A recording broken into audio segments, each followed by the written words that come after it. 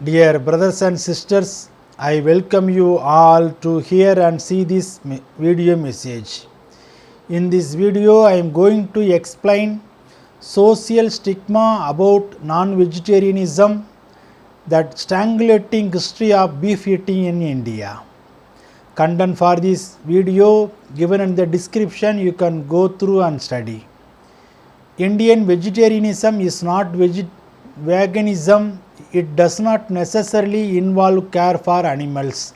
At best, it is deification of some animals. A propaganda is being created that it is a sin to be non-vegetarian in this country. Non-vegetarian food and non-vegetarian people generate disgust among vegetarians in India, a peculiar feeling that calls for distance, social and physical, from non-vegetarian food and non-vegetarian people. Why do vegetarians in India prefer social distance from non-vegetarians? A look at caste-wise food preference could provide some insights. In caste society, for achieving purity of body and spirit, it is necessary to be a vegetarian and religious simultaneously, something that is best embodied by a Brahmin. The devout Brahmin who were fierce vegetarian Brahmins were convinced that those who ate any kind of meat were barbarians. The other meat eating upper caste felt in their hearts that perhaps the Harijans and tribals were heathens. The Harijans have quietly chuckled and joked that the pompous upper caste did not know what they were missing the meat of that God provided for us. Not surprisingly, this percentage of non-vegetarians among scheduled caste and tribes is much higher than other castes. Among the non-SC/STs, the highest incidence of vegetarianism is found among Brahmins, almost over 50%. Contrary to the myth of India being the land of vegetarianism, different surveys have shown that between 60 and 70% of Indians above the age of 15 are meat eaters. The higher the caste, more the possibility of them being pure vegetarians. The value of purity attached to our vegetarianism is informed by the ideology of caste in India. In present times, higher status attached to purity is not rigidly limited to Brahmins. It is through change in dietary or ritual practices that mobility of caste considered lower into the higher and pure culture becomes possible. Increasing celebration of vegetarian purity and purification of the impure caste through vegetarianism helps create a broader Hindu identity with a new ethics of politeness towards caste considered impure. Such vegetarianism based on caste purity has also produced a group of reluctant vegetarianism who either purify themselves by not eating meat on certain days and occasions or eat certain kinds of meat while deploring beef. One critical aspect of urbanization in India is the role food preference plays in constructing urban neighborhoods. Compared to rural areas, we notice lower non-vegetarianism in urban spaces. In schools, it is not uncommon for parents of non-vegetarian children to be advised to pack appropriate food for children. Even in institutes of repute, we see non-vegetarian food kept at good distance from vegetarian food, where sitting area may be marked separately too.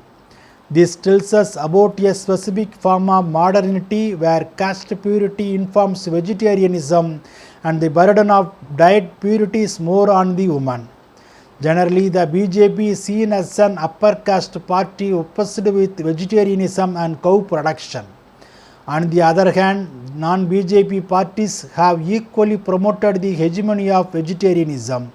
In October 2016, the Samajwadi Party government backed spiritual leader Ramraju Mahanti vegetarian campaign that termed non-vegetarians as demons.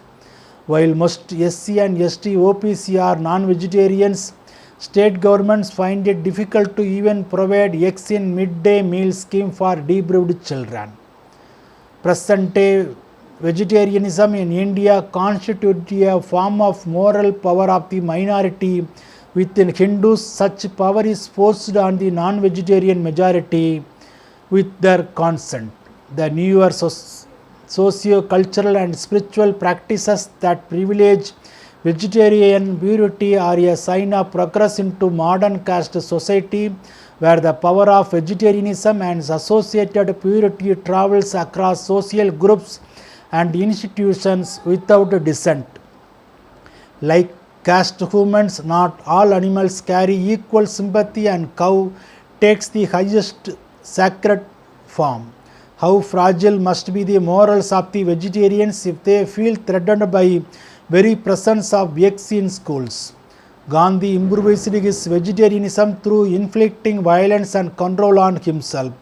Present day pure subject and their vegetarianism, however, thrives on violence both on self and others. Both Congress and BJP with several state governments, both past and present, have been party to this progress, promoting the hegemony of misguided vegetarianism.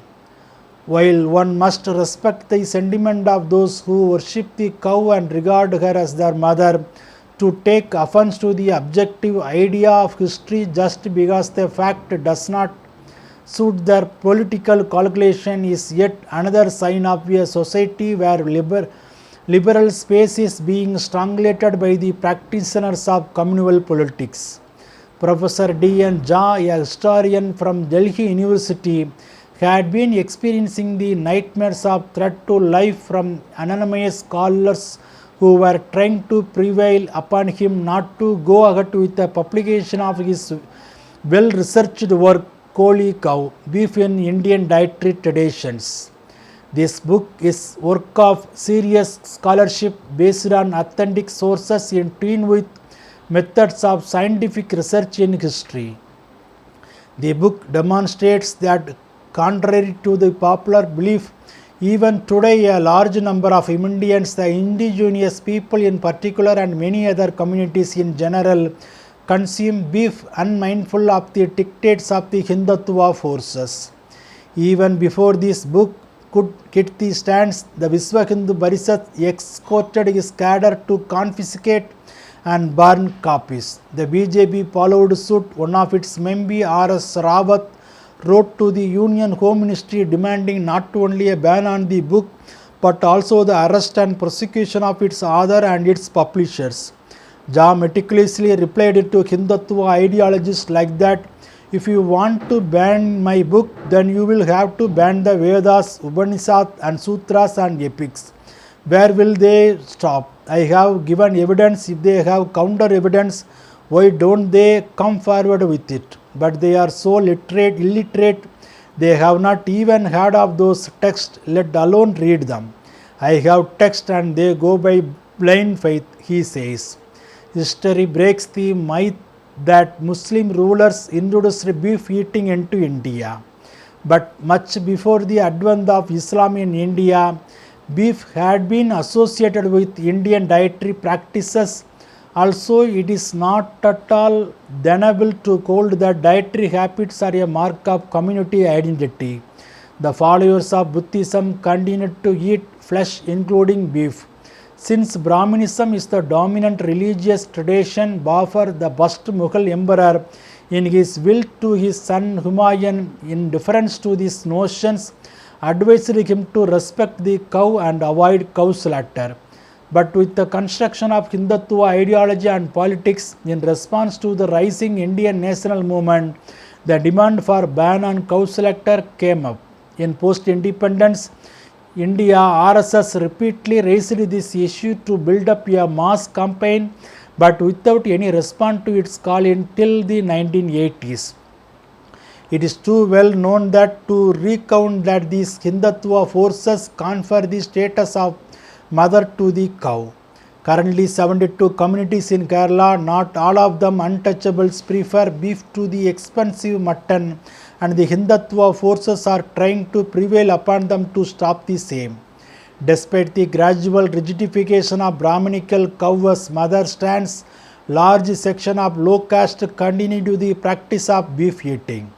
We should analyze ourselves how prejudicial stupidity we were and how food was so much a part of the evolution of the human race and depended so much on the geography, climate, beliefs and religious systems, tribal culture. It was also determined by the flora and fauna and fish and fowl native to that region and country, and differed from region to region and religion to religion and tribe to tribe across India.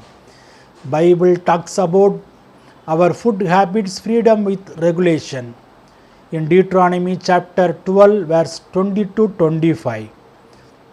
When the Lord your God has enlarged your territory as he promised you, and you crave meat and say, I would like some meat, then you may eat as much of it as you want. If the place where the Lord your God chooses to put his name is too far away from you, you may slaughter animals from the herds and flocks the Lord has given you, as I have commanded you, and in your own towns you may eat as much of them as you want. Eat them as you would gazelle or deer. Both the ceremonially unclean and clean may eat, but be sure do not eat the blood, because the blood is the life, and you must not eat the life with the meat. You must not eat the blood, pour it on the ground like water. Do not eat it, so that it may go well with you and your children after you, because you will be doing what is right in the eyes of the Lord. Amen.